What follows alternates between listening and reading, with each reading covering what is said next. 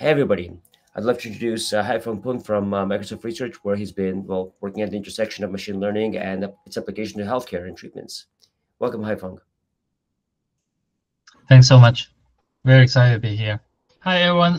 Very excited to be here. As Greg mentioned, I'm Hoifung Poon from Microsoft Health Futures. Have been working on.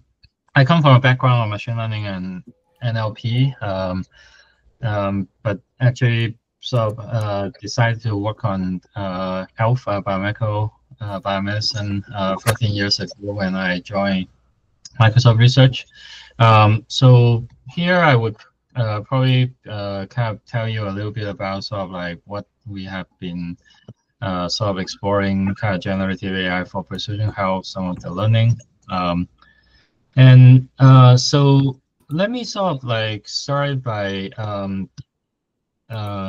of like give you guys a brief sort of like motivation about precision health, which actually really motivate a lot of our research agenda centering around kind of patient embedding, which I'll tell you guys a little bit more. I will kind of review a little bit of the kind of like the generative AI, kind of like what's the current status, where it can already be helpful, and where are the major growth area.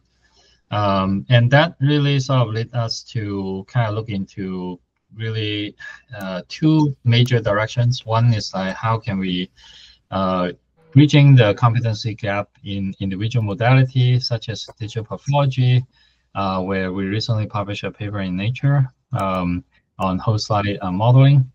And then more importantly is that suppose we can start to get very good model on some of those modalities, how can we actually tie all those modalities together in multimodal reasoning? And I will conclude with some kind of real-world applications. So please feel free to interrupt with any questions and comments. I really love this to be an informal chat rather than, you know, sort of a formal lecture per se. So I think many of you have been familiar with the concept of precision medicine or precision health, right? So obviously that in the ideal world, we really want everyone to be able to respond to the treatment they have been prescribed, which has been signified by the blue person on the left here. In the real world, unfortunately, many patients, don't respond to the treatment as signified by the red person.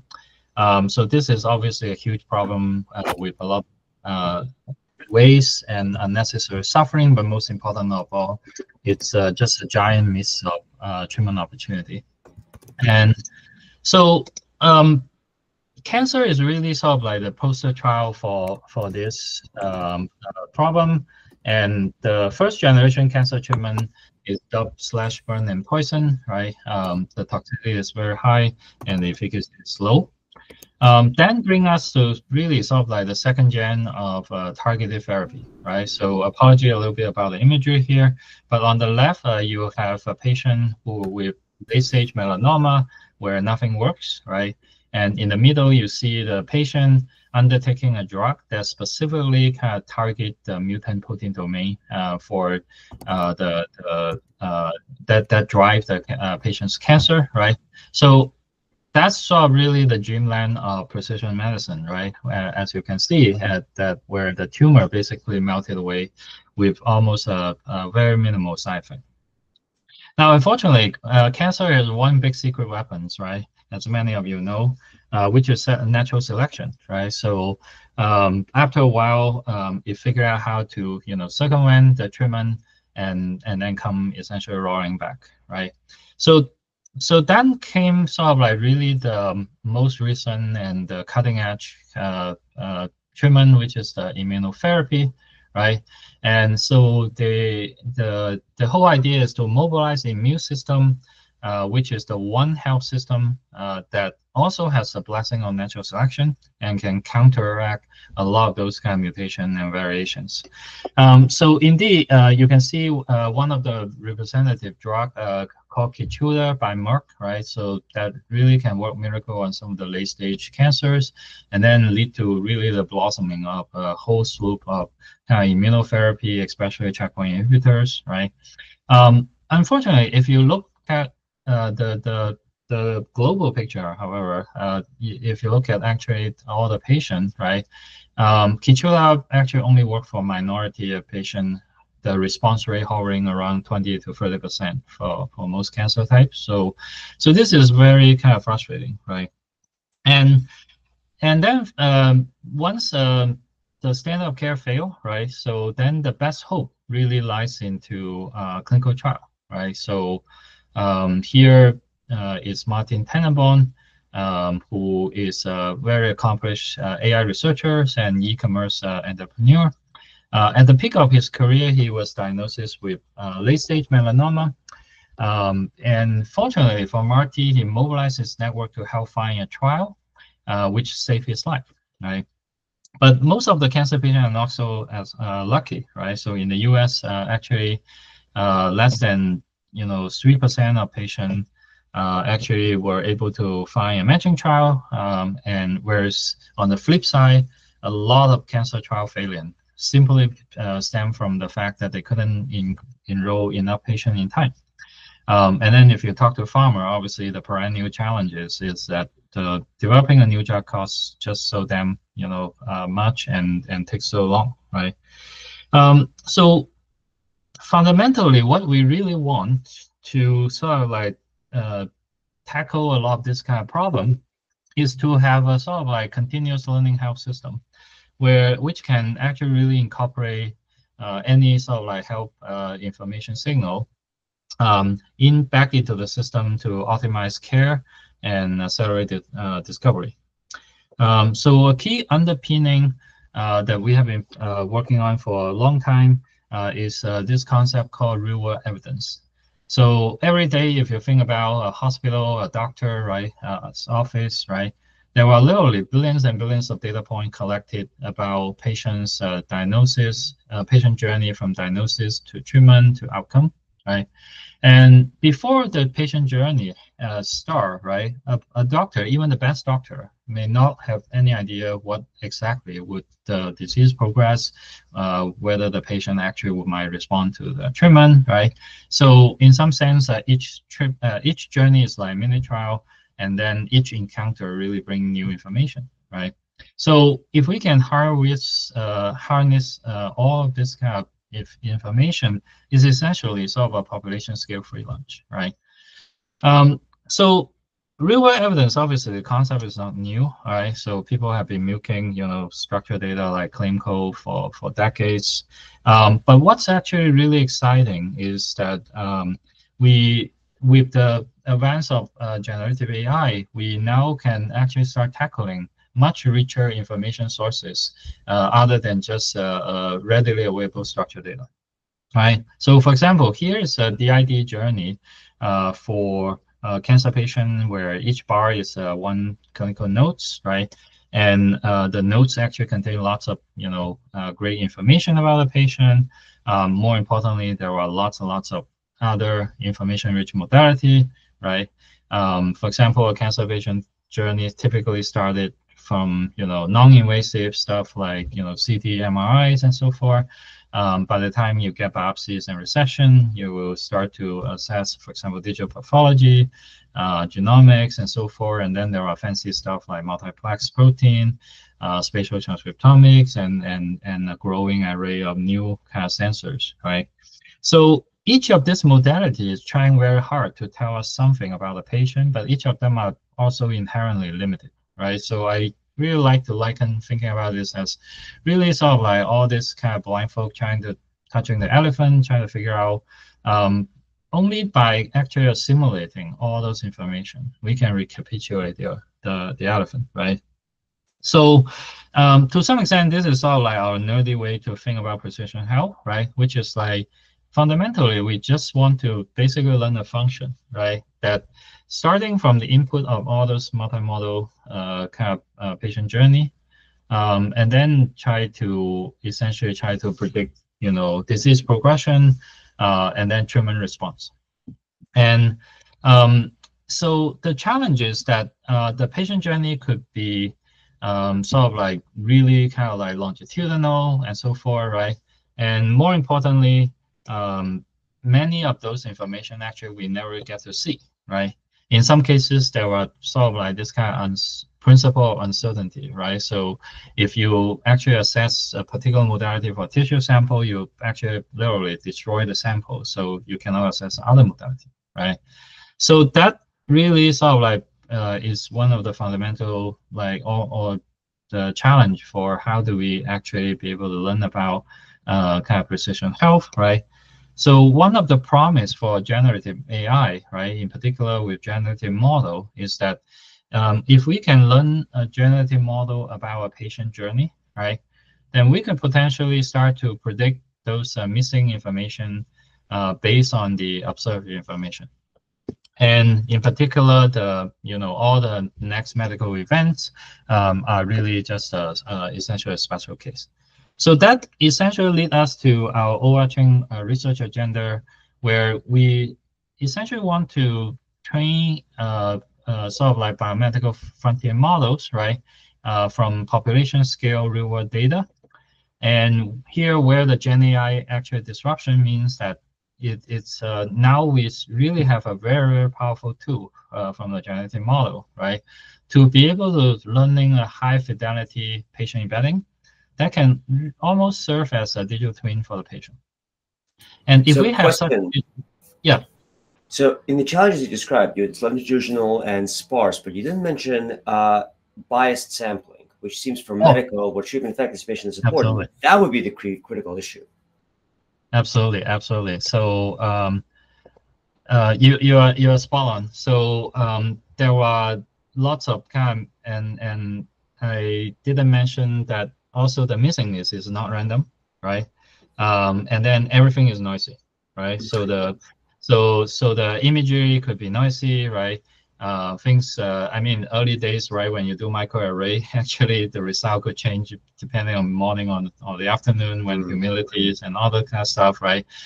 Clinical node could be very noisy, right? So we tend to think about doctors node could be gold standard. Actually, it's far from the case, right? So if you talk to enough radiology or pathologists, right, they would tell you the horror story, like, they may not agree with themselves 6 months ago, right, or maybe a week ago, right? So by looking at the same image, so that's absolutely a big challenge underlying all this information is that we have to assume that all those kind of information have noise, right? Now, on the other hand, if you think about it, I wouldn't say that's so different, so special in biomedicine, right? Because if you look at like climate modeling, you look at like, speech recognition, right? Like you look at all the classic generative model application case, you have to assume your observable input are noisy, right? So the question though is that what's the underlying structure of the noise, right? Does overall the signal outweigh the noise? That's probably the most important part. And so first of all, the signal has to outweigh the noise, right? So that's partially why preventive, medicine is so difficult, right? So early detection is so difficult, right?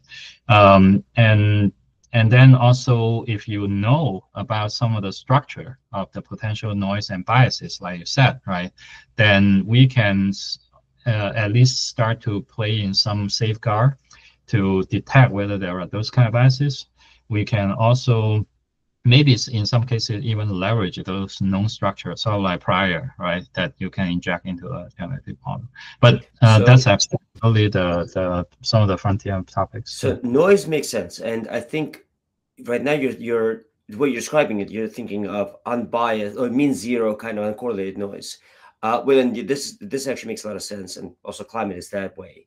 But what I have in mind is biased noise, where what a given surgery is given to people, who are sick. You do not give it to people who are not sick because that would be unethical. But that means that your data set, the dynamics that you're watching, Oh yeah, are correlated with the attributes of the absolutely. people who you're treating. Yeah, How you, yeah. I mean, and I'm not aware of causal inference technologies being applied to generative modeling. That connection has not been made to my knowledge. So how do you deal with that? I actually hold your thought in until the actually at the end of the talk. I actually will Ah, talk about how do you also potentially incorporate causal inference. mhm. But what you actually mentioned here is spot on. So many of you know that the gold standard for medicine is randomized control trial, right? Mhm. And randomized, and in many cases, you also ideally you even want double blind to minimize, human bias, right? So treatment bias.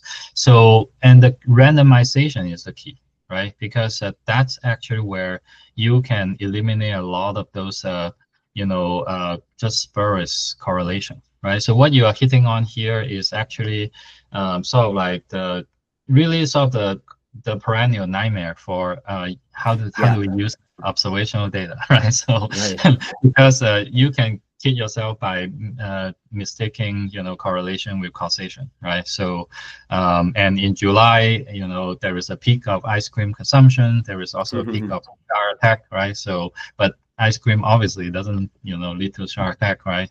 And so that is actually sort of like definitely one kind of like emerging growth topics.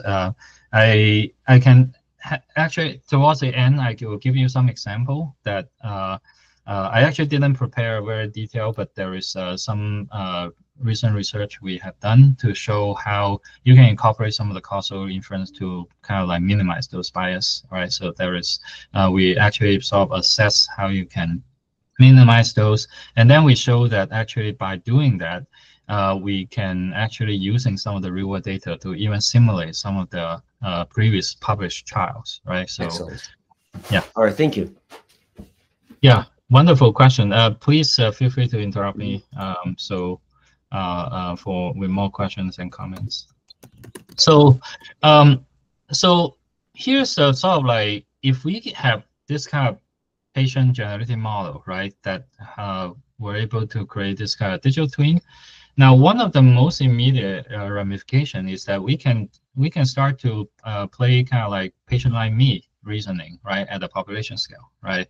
And when there is a patient with cancer, for example, unfortunately, right? So people obviously the first thing to do is try to look for second opinion, third opinion, and so forth. But if we were able to kind of like do this at the population scale, and with the patient embedding, you can snap your finger and get like really 5 million opinions, right? You can gather all the similar patient, interrogate what have been tried for them before, right? And what works and what doesn't work, right? So you can immediately improve patient care. But most importantly is that you can also start to unveil what the current kind of like health common sense doesn't work, right? So where the treatments start to break down, right? So by comparing the responder, for example, the Keytruda responder, exceptional responder versus a non-responder, right? And at the minimal, you might be able to figure out better patient stratification, which you can then improve the companion diagnosis. But you might also be able to, uncover some of the underlying, differences between these two groups, and then figure out the underlying, kind of like mechanism, explain the differences, right?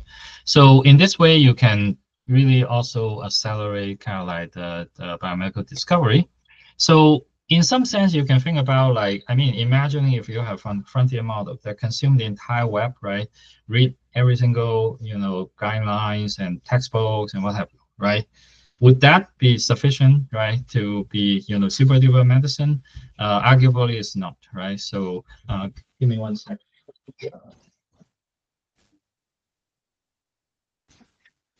Um, sorry, I need to let the cat out of the office. And so arguably that super duper kind of medical brain, right, still are constrained by the glass ceiling of today's healthcare common sense, right? Now, what we can do potentially by learning from population scale data, by really unlocking all the insight buried in that kind of population data, is potentially we might be able to unlock sort of like emerging capabilities, right? And I mean, you guys have show a lot of the great work in the right? But you can imagine that can we actually smash the glass ceiling for the today's healthcare common sense, right? I mean, think about how horrible medicine looked to us 200 years ago, right? Maybe in 20 years we look at today's status and we realize that how primitive we are today, and but how can we actually really accelerate the progress? Partially, like, I mean, the challenge is that we cannot afford to run randomized control trial for left and right? So that's really one of the big bottleneck. But maybe we can actually using this population scale real world evidence to really kind of augment randomized control trial to make medicine advance much faster. So that's kind of like exciting, but there is obviously a lot of challenges. Early last year, obviously, everybody want to get on the Gen AI bandwagon, right? So this year, people start to question about, okay, are we actually, hyping ourselves? I would say, obviously, there are inevitable some high curve, right? So, but there are also some area where Gen AI can already deliver a lot of stuff to help advance the precision health. The first thing, I will give you some example, but obviously you guys have done amazing work here as well, right? So it's this concept I would call universal structuring or universal abstraction, right? So it's essentially just structuring the clinical notes, right? So because the bulk of the patient detail information actually captured there, right? And there are not enough abstractor, curator, registrar to pull out those information, but Gen AI can actually now hold the promise, I would argue already 80-20 be there. You can also obviously using it to translate between language, but more importantly for biomedicine is that to translate between ontologies, right? Like OMOPs and FHIR, frontier model knows them actually by heart, right? So that actually have a subtle but very major implication on interop. You can also using that to, essentially think about it as a smart, kind of like knowledgeable intern to some extent, right? And you can actually start to using those frontier model to kind of like annotate, data and evaluation. Later on, I will show you some example in LavaMat, right? So, but there are obviously tons of other great works still. And the most exciting thing is that obviously using that to reason and talk to the data, right? So I wouldn't belabor you guys about some of these advances. Just briefly mention sort of the one kind of really 2-week hackathon we did in Microsoft Research that produced a map prompt, and to show that really what we get them really want to do here is to say, hey, what if we don't do any fine tuning? What if we don't change any weight, right? How much can GPT-4 actually do, right, in kind of like biomedical exam and so forth. And turns out that it can do it very well. It can do very well on many of the NLP tasks, and overall, obviously, they are really proficient in biomedical text, right? So,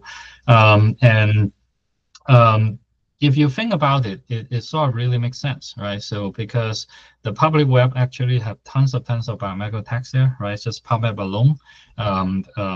Many of you know that my prior life is try to milk stuff from PubMed, right? So PubMed alone have 30 million papers, but you also have tons of web pages like WebMDs and all those kind of stuff, right? You have all those other kind of sources. So it's not surprising, probably from the inside, how this kind of generic, frontier model, how they are really strong in biomedical text. So here's one example. So we talk about clinical trial matching, right? One of the bottleneck obviously is understanding all those like elaborate inclusion, exclusion criteria. But you could basically give a very natural sounding instruction, and actually GPT-4 or many of those frontier model can actually interpret those elaborate, including the very sophisticated and or not logic, right, for you. Um, and then on the flip side, right? So obviously the biggest bottleneck is actually in structuring the patient records, right? So here, actually this frontier model can literally read the freaking manual, right? So you can pretty much put a guideline and a patient guideline into the prompt, and then along with the patient notes, right? And many of this we have done some of this experiment, right? For example, with really sophisticated clinical staging, with RECIST criteria for disease progression, and even just simply out of the box zero shot, it can do very well. If you give it a few shot example, if you tweak it a little bit on the chain of thoughts and all those kind of stuff, it will work really well. So long story short is that on the text side, right? So probably a very kind of like one takeaway is that it can already serve as a very powerful tool to kind of like essentially bridging the challenge for structuring all those unstructured clinical biomedical texts. So that leads us to yeah, go ahead.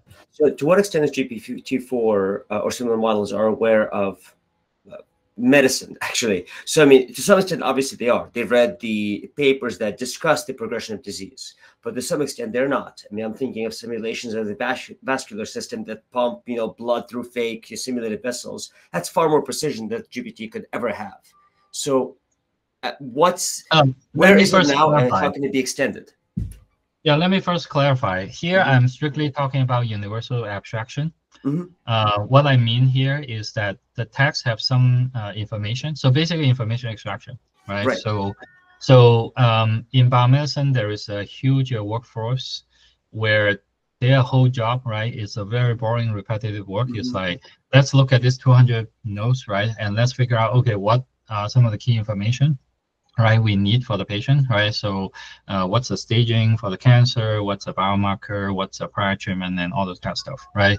So here when I say progression, what I mean is that there are this kind of guideline to say, let's say a patient take 2 CT, right, in 6 months apart, and then radiologists look at them, write a report, right, and then you can, the report will basically say, hey, here are how many lesions, how big is the largest lesion, and all that kind of stuff, right, and then there is this guideline to say, based on how the lesion evolve, right. Is it a stable disease? Is it a progression, right? Is it a remission and all those kind of stuff? So here, what I'm just saying is that the frontier model simply follow those annotation guidelines based on the text report, right, to determine the progression. I'm not saying that the frontier model, we're using that to actually be a digital twin to simulate the patient progression. So does that clarify, first of all? It does, but I actually am asking about the digital twin simulate use case, because it seems like you're heading there. And I'm trying to get to, do you have an idea of how much it knows already from just reading the text, and how much it doesn't know and we need to be acquainted with? Yeah, so great question. So I think if you are saying, hey, I am just seeing all the notes, right? I would say that today's sort of like the simulation or digital twin, it's very, very limited, right? And the reason I said it's very, very limited is because that, think about the source of the information. That's basically what I try to make the point, is that at best, right, you are basically synthesizing all today's health common sense, right? So that's already very impressive. Make no mistake, right? So that's probably infinitely already way better than maybe some of the average doctor, maybe even could be above some of even the best doctor, right? But that still have that glass ceiling, as I mentioned earlier, is that that's still like what people think about healthcare common sense. But what we actually heading towards is like, what if we look at the raw input, right? So because here we are just talking about here all the human interpreted input, right, of all the nodes and so forth. But I think the dream would be like, when you look at the raw input, let's say a radiology or digital pathology, you may be able to discern a lot of patterns that even the best doctor don't don't actually know how to decide, right? And also today's medicine is governed by obviously those medicine that you painstakingly gather from all those RCTs and so forth, right? But that's a very limited kind of like probing of the patient journey, right? But if you truly can get, all 8 billions, journey, right, you may be able to discover a lot of the long-term kind of like outcome, how they correlate with the input. Maybe you can start to uncover some of the causal mechanism. That is the digital twin, I think, will be much more powerful for the next generation. Does that make sense? Yeah, it does. Yeah, that's exactly what I was wondering about. Thank you. Yeah. And so that's actually a perfect segue, because on the text front, we already talked about how the frontier model are very powerful. But once you go beyond text, then it's not very hard to find things that where today's model, did very ridiculous stuff, right? So they may have a very kind of superficial notion about what would be CT or digital path and so forth. But once you drill down to some of the details, they really have no idea. And to some extent, like that's not really that's not really that hard to understand, right? Because unlike sort of like pure biomedical text, when you think about what does it take, right, to start to figure out all those minute detail about multimodal, about a patient, then you start to need to have those multimodal longitudinal patient data. And obviously those kind of data are not flowing in the internet, right? So and for good reasons. So that's kind of like a perennial kind of like competency gap. So you can think about sort of like most of my remaining talk is to figure out, trying to see what's the best efficient way to kind of bridging those competency gap, right? So I would say there are really two big problems.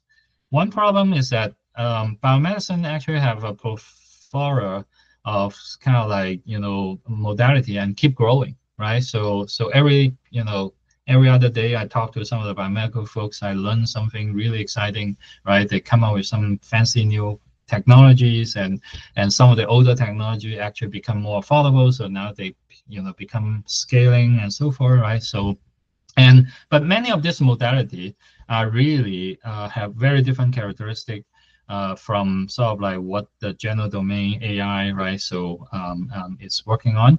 Medical imaging is a great example, even though it's called imaging, right? So there are lots of different kind of modality underneath it, and they are also very different from web images. So I will give you sort of one example by digital pathology, but there are many other modalities. Now, another challenge is that each of those modality essentially is one of those blindfold, right? Trying to tell you something about the elephant, right?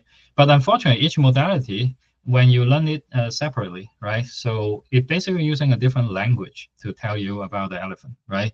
So you basically then get a United Nation of all the modalities, right? So, and each speaking in different languages. So then the really holy grail challenge here would be, how do we actually enable crosstalk among those modalities and so forth, right? So, and I would also show some of our kind of hypotheses and what's our bet here, try to tackle those challenges. So for the interest of time, I will kind of go a little bit quicker, but feel free to stop me if there are any particular area you guys are particularly interested in, right? So if you look at immunotherapy, right? So what we have today is very promising, but also very frustrating, right? So, and the response rate is a minority, and also our companion diagnosis is too simplistic, right? So maybe look at PD-L1 expression, maybe look at tumor micro mutation burdens and so forth, right? Very simple kind of classifier. What we actually really want, right, is to actually model tumor microenvironment, and that's what digital pathology brings you, right? So many of you are probably familiar, right? Digital pathology, you've got a tumor core, right, from biopsy or recession. You cut them into thin slices, do some chemical on them, and that will start to reveal all sorts of structure that you care about, right? The most common one, the H&E, right? So basically give you the cellular and cytoplasm, right? So essentially the cell structure. From the cell, all those morphology, you can often discern sort of like, individual different cell types, right? So including, for example, the tumor cell, right? Melanoma here, or the lymphocyte, which is the immune cell, right? So, and the tumor, that actually respond to immunotherapy, right? It basically often happens when the immune cell actually already deeply penetrating into the cancer, right? So that means that immune system already know about there is something wrong there, and now you mobilize them, then they wipe out the cancer. On the other hand, there are other cancer called so-called cold tumor, right? So where actually the tumor recruited a bunch of immune cells surrounding it, right? Creating a protective, shell, and to tell the immune system to back off, right? In that case, you mobilize immune system, obviously, then it doesn't know where to go and basically destroy the normal cell and causing autoimmune overdrives and maybe even kill the patient before cancer, right? So modeling this kind of tumor microenvironment is very important, right? And that means that we really need to try to figure out how to model this kind of super global kind of patterns, right? And theoretically, obviously, like we have a very powerful tool, right, invented by you guys, right? So which is a transformer, right? So and essentially one way I think about transformer is that it's basically enable every pixel to passing messages to every pixel, right? So that's what the layer basically unroll the messages, right? And that really allow you to essentially capture arbitrary complex kind of like dependencies, right? So that's very promising, but there is a one big Achilles heel, right? Which is that if you have to do that message passing between every pair of pixels, that means the computation grow quadratically in the number of pixels, right? Digital pathology, unfortunately, some of the largest images in the world, right? So, and if you print a very standard kind of digital pathology slide, right, by standard printer resolution, right? My pathologist friend told me that it will basically take up a whole tennis court, right? And it can easily be hundreds of thousands of larger than any standard web images, right? Which means the computation will be billions of times larger, right? So here we are basically trying to leverage one idea that has been long explored in the speech community, which also have long context, right? Called the dilated attention, right? So here the idea is actually really simple, right? Self-attention doesn't kill you if the block is small, right? So in fact, that's why it works for many of the normal contexts, right? It starts to kill you when the block gets larger and larger, right? And the computation grow quadratic in the block size, right? So what we can do is that for a local block, right, we can say, okay, you guys pass messages as normal, right, between every single pair of pixels. But after you do that, right, so every pixel in that block, right, so essentially already get a lot of information about the neighborhood. And then now when you come to try to passing messages in larger block, right, between kind of pixels that farther away, right, then you will say, okay, maybe I don't need to have every single pair of pixel to pass between messages, right? Maybe I can actually take representative of local block, which already know a lot about the neighbors, right? So, and then just passing messages among the representative, right? And then we can choose the sparsity of the representative proportional to kind of the block size, right? So that perfectly cancel out quadratic growth. That's basically the idea behind, right? So it's a pretty simple, straightforward idea, but adapting that to digital pathology is actually the journey is super hard.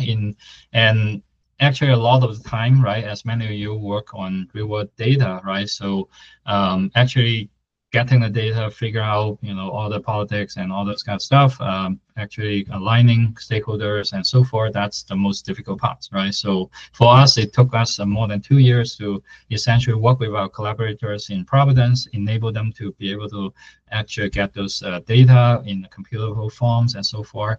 And then the actual modeling is basically a summer internship, right? So, and we are very, very lucky to have amazing collaborators. in Providence and University of Washington, Shengwang's and uh, um, um, and teams there. So we were able to train essentially the first host-like pathology foundation model on close to 200K host-like, which amount to over 1 billion image tiles, right? So um, and so obviously the one thing that we want this kind of foundation model to do is to be a Swiss Army knife, right? So to be able to out of the box start to be able to actually shortcut a lot of the downstream tasks. Now, what we really care about, right, is obviously the tumor microenvironment, the global context, the long-term survivals, and all those kind of stuff, right? But one challenge in pathology evaluation is that most of the standard benchmark, right, are actually tile-based. So that's partially because of that computation challenges, right? So people often, sensibly try to focus on smaller patches, let's say 256, right, and so forth, but that basically limit you to some of the much simpler tasks, right? So so here we obviously have to do some of those kind of like, standard kind of tasks, right? So for example, cancer subtyping is like, let's say you have a slide, right, for ovarian cancer, and then can you determine whether it's one of the 6, major subtypes, right? So you can imagine that obviously like the gap between global modeling and the patch modeling for this kind of task, right, is probably smaller, right? Because subtype by definition are defined by morphology by pathologists, right? And by definition, it should be discernible from the morphology, right? So here we still interestingly, we were still able to find that there is some kind of significant improvement, right? Compared to if you just like looking at the patches and then do some very primitive way to aggregate them, right? But obviously this is exciting, at least like showing that for run-of-the-mill tasks we can already do quite well. But what we really want is obviously the holy grail to model the global pattern. Unfortunately, there were not that many kind of benchmark, right? For example, can you actually look at the slide, correlate with the the long-term survival after the checkpoint inhibitors and so forth? We're trying to create some data set ourselves with our collaborators, but that's still work in progress. So in this Nature paper, we basically take sort of like a surrogate task, right? So the surrogate task is that given this slide, can you predict the tumor mutation status, right? So for example, does the tumor KRAS gene has a mutation or not, right, based on the whole slide. Now, people have obviously looked at this kind of task, but what people tend to focus on are very specific cancer type, very specific mutation, right? So for maybe a couple of them, right, there is a well-known strong correlation. But for the most part, right, things are pretty much unknown, right? Especially when you talk about pan-cancer kind of like mutation kind of signature, right? So we basically try to tackle it's the most difficult mutation prediction setting, right? Including sort of like, can you find signature, morphological signature across very different cancer types, right? That we hypothesize at least that really try to stretch the boundary beyond the tile level modeling. So here, as a sort of like, we basically confirm that indeed this is where we actually outperform a lot of those kind of non-host-like modeling by a lot more, right? And then subsequently, folks like, for example, in Mount Sinai and other places, they also make a very similar observation.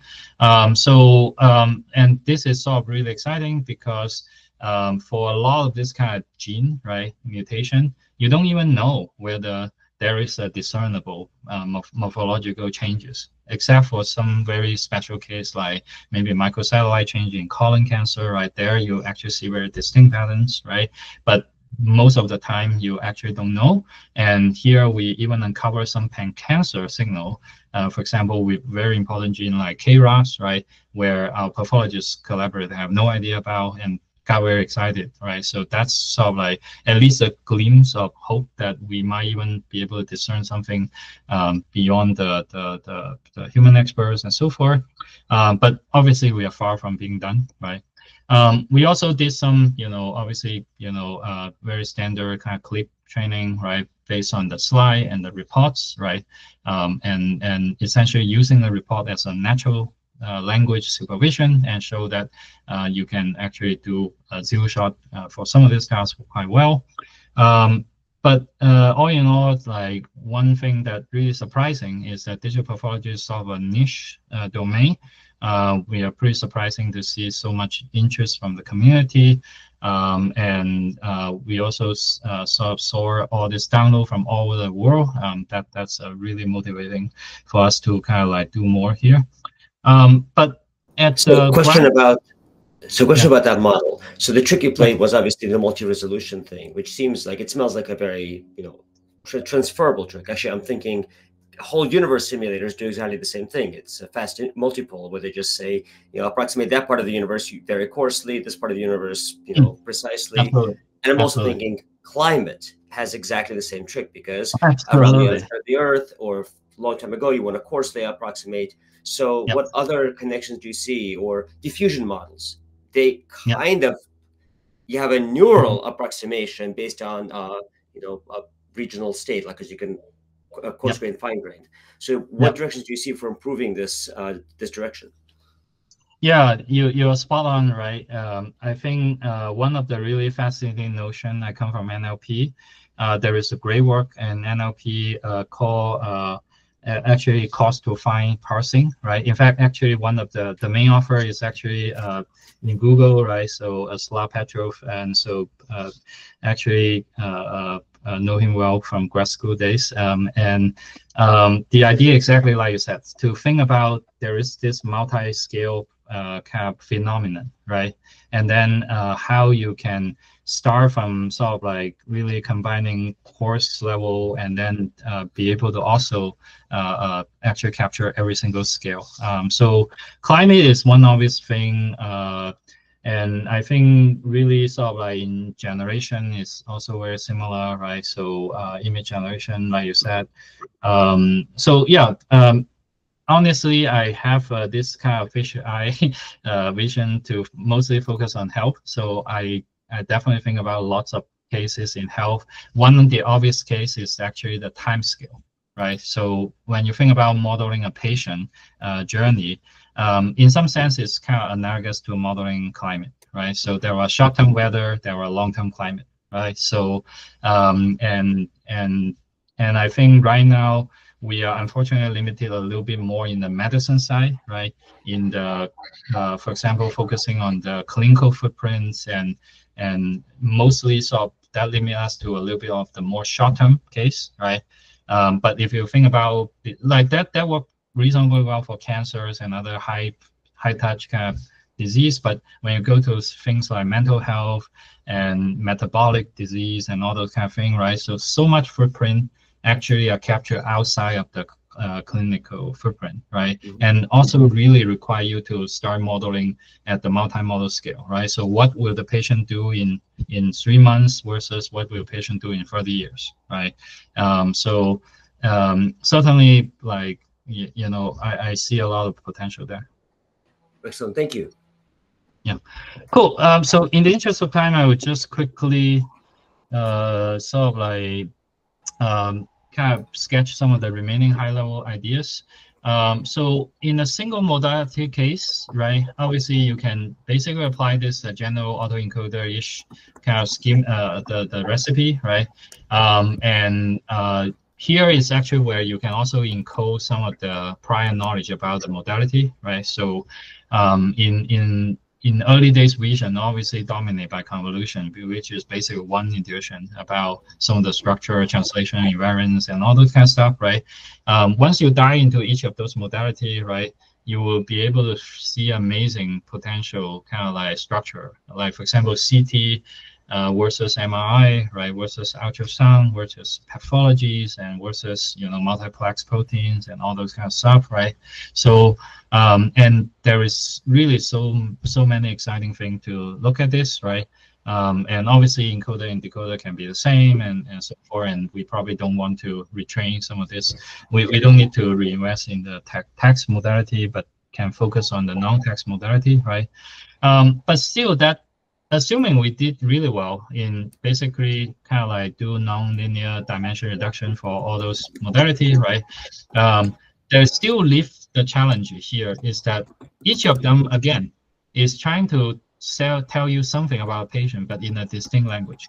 So for example, CT may be encoding maybe a tumor lesion in some weird place in the embedding space by itself, right? Digital pathology maybe in some other very different place in the embedding space, right? And so if you just take the raw foundation model train, right, then there is very difficult to actually reason across them, right?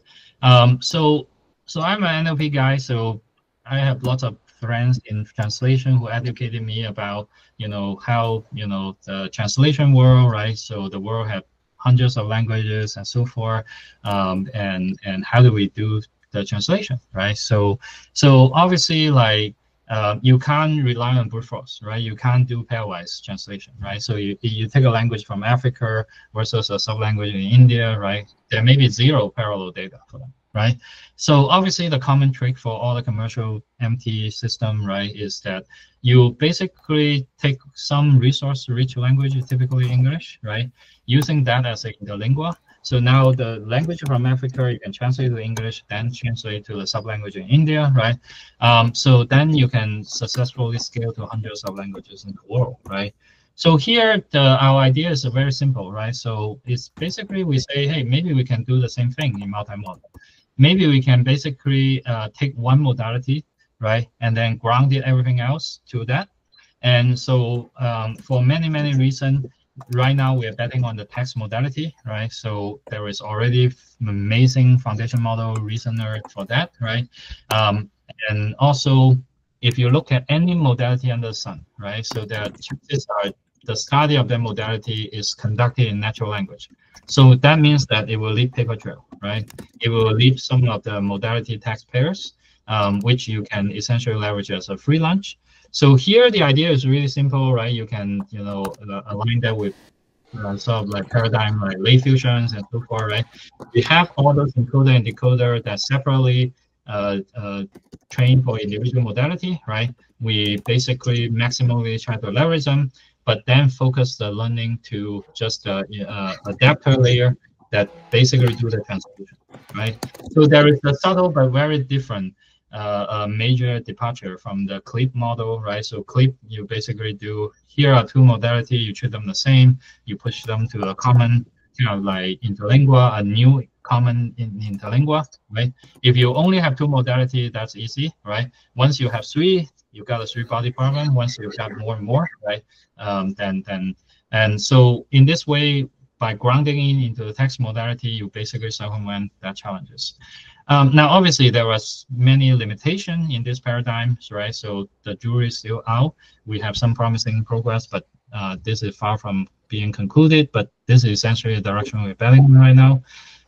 For the interest of time, I'll skip a bunch of stuff. I would just highlight the lava mat, right? Which many of you are probably familiar with. That's our first attempt, right, to try to explore this direction.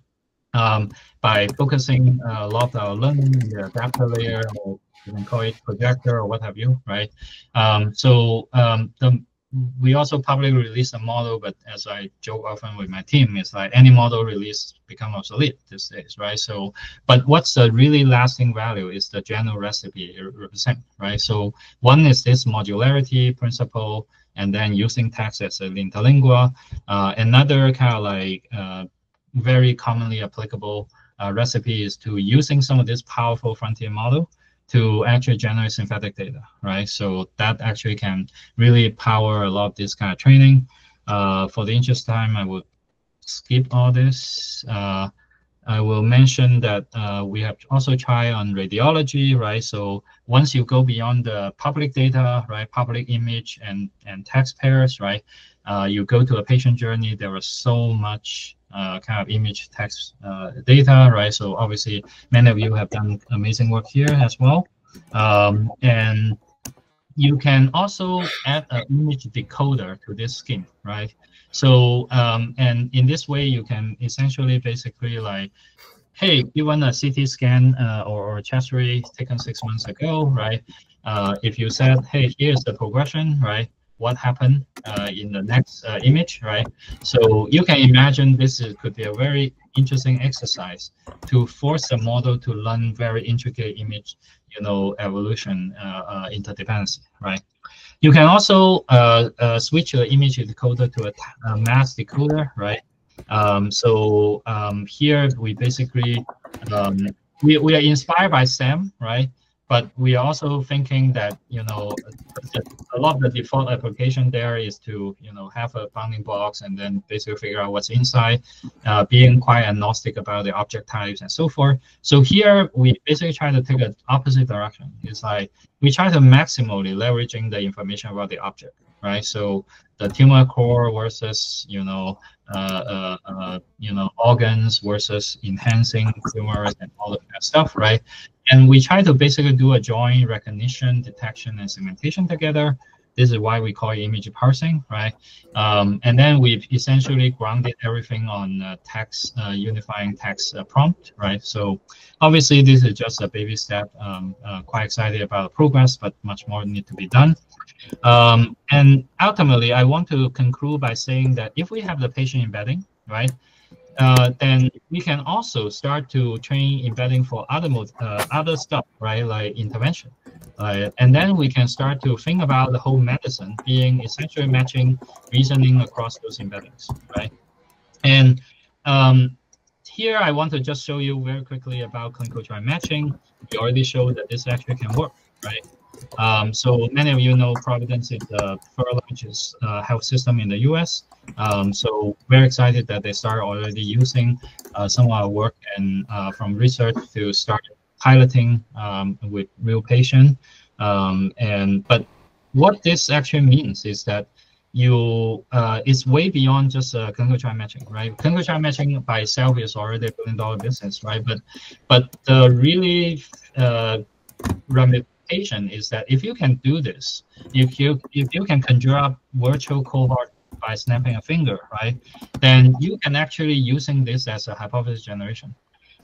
So I don't have time to talk about the causal reasoning, but that make a big difference here, right? So to grab your earlier comment, but I just want to share this paper. Feel free to check it out.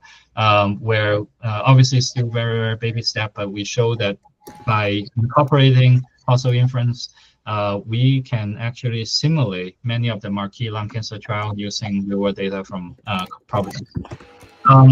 I will end with sort of a sobering note, right? So here's the identified patient journey, starting by some CT, chest ray, PET scans, and so forth, then MRI, and then starting the treatment guided by the chest ray, right? For 8 months, the patient looks like fine, right? But then the patient starts developing some new complications. And then unfortunately, then we figure out that the cancer actually metastasized. And then within a month, the patient died, right? So that basically is sort of like if you stare at the kind of patient journey, you see tons of this kind of example, really heartbreaking, right? So, and we can't help but feel like we are at the cusp of actually potentially making some difference, right? So early on, I told you about sort of like we really already, GenAI already having a lot of progress on the left-hand side, right? So automating the mundane chores and so forth, following the guidelines and so forth. But what's really exciting is actually really on the right-hand side, where can we automate discovery, smashing the glass ceiling of today's healthcare common sense, right? Inventing new guidelines and real time. So that's really like where we. So want to highlight my team who really do all this work, and also all of our amazing collaborators. Thanks so much. Oh yeah, well, yeah. Thank you very much. This was fascinating.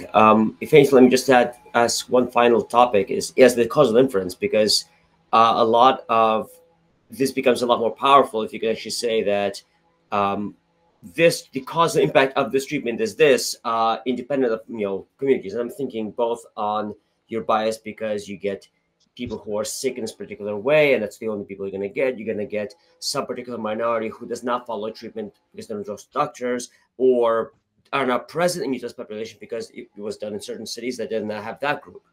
So it seems like you do have a lot of power with embeddings. You can say treatment conditional on embedding, Yep. and it's Exactly. fantastic if you the embedding has what's called covariates that are causally affecting your treatment selection. It's bad Mhm. if the embedding has confounders that are kind of causally affected by all these phenomena. Yep. How do you even attempt to disentangle this kind of stuff, because it can be extremely powerful if you can do it? Yeah, yeah, yeah, yeah. I once kind of have a minute, debate with David Bly on exactly causality. I would say that we can talk hours just on Yes. causal RWE. But let me highlight a few thoughts and love to pick you guys' brain as well. Is that um, number one, I would say that a lot of the original causal reasoning, all the tools and so forth, right, including Judy Pearl's great work, they are basically happening in the classic statistics setting where you have a few variables, right? You have a Mhm. few covariates, and you often make all kinds of assumptions about whether you know all the confounders and all that, right? A lot of those tooling, frankly, to the best of my knowledge, start to break down in the high dimension place, right? So I think we really sort of need some sort of like high dimensional causal theory to some extent, right? So, and a lot of that is sort of like really kind of like along the line of what you're saying is like ultimately what we really care about is counterfactual prediction, right? So if you can predict counterfactual right, that means that we actually deal with the spurious correlation, right? So I think that at least point us to a way to both train such a model and also evaluate such a model in a rigorous way, right? So that's maybe point number one. Point number two is that there is also a question about obviously interpretability to some extent, which is like if I can have a new embedding that perfectly separate the responder versus the non-responder for Keytruda, right? What does it tell me, right? So I could stratify patient, great. I can maybe have a companion diagnosis and so forth. But on the other hand, how does that help, like drug discovery, right? So in the very far future, I can even imagine we can exactly reason in the embedding space to say, hey, I can train a drug embedding, right? And then I can say, oh, this is where actually this is the best drug that work on this non-responder and so forth. So I can see we could go in that direction. Probably in the very short term, we still have to see whether we can distill some of the features, discernible known variable from the embedding to say, hey, that's actually the big difference between these two subgroups, right? So I think that could be the short-term solution, but then in the very long term, it would be exciting to reason actually purely in that high dimension embedding space. Yeah, I think the question I would have is, so first of all, this is extremely general what you're saying. I'm thinking I want to do carbon accounting. You have to say, what would you have done if I didn't pay you money? What if you did? If I did pay you money? Counterfactual all over the place, high dimensional space. Any kind of forestry studies, they use samples when you stratify the population of trees in that case, and for every stratum you take samples. If your strata are wrong or not transferable, well, you have a bad sample. It's highly biased. Um, and it seems like the core requirement is I want a biased model. In fact, all that our models do is creating bias. That's the training process. What I want to make sure is that the it shouldn't be biased in a way that prevents me from transferring from my training population to my test population. So I have to know what the difference is, what biases I've baked in there, and what biases I do not want. So I want to Sure. separate out the training to the Sure. test versus what is actually preserved, like the laws of bodies. Yeah. And that's really my question. How can you separate those two regions of the of the dynamic Yeah. space? preserved numbers. So actually, fortunately, like beside from computer science, right? So this is a holy grail in economics, right? This Oh, is yeah, I also forgot holy about that one. grail, Yes. yeah, And in STEM. yeah. Yeah. So basically, long story short is that there are at least three big community who have to deal with this kind of problem. There are also lots of exciting thing like natural experiment, right? So can you leverage some sort of like kind of like events, right, that really essentially basically doing some kind of randomization in some sense, right, so that that it has nothing to do with the treatment decision and so forth. So I would say that this is still a very kind of like young thing, especially when you look into the causal real world evidence field, right? So, Mhm. and I have some fun chat with some Harvard economists and other folks. So I think this will be a very exciting area. But one very rudimentary way that we did right now is exactly what you talk about, right? So which is that we basically just try to do some very simple regression way to essentially kind of like normalize this two distribution, right? The Mhm. test arm and the control arm. Make sure, because that's really a fundamental challenge, right? You don't want them to be biased towards by any variable that might impact the treatment response, right? Yeah. So of course, at the beginning, you don't know what are those variable. You have some very obvious one, right? Candidates, and you have a lot more once you go into the high dimension space.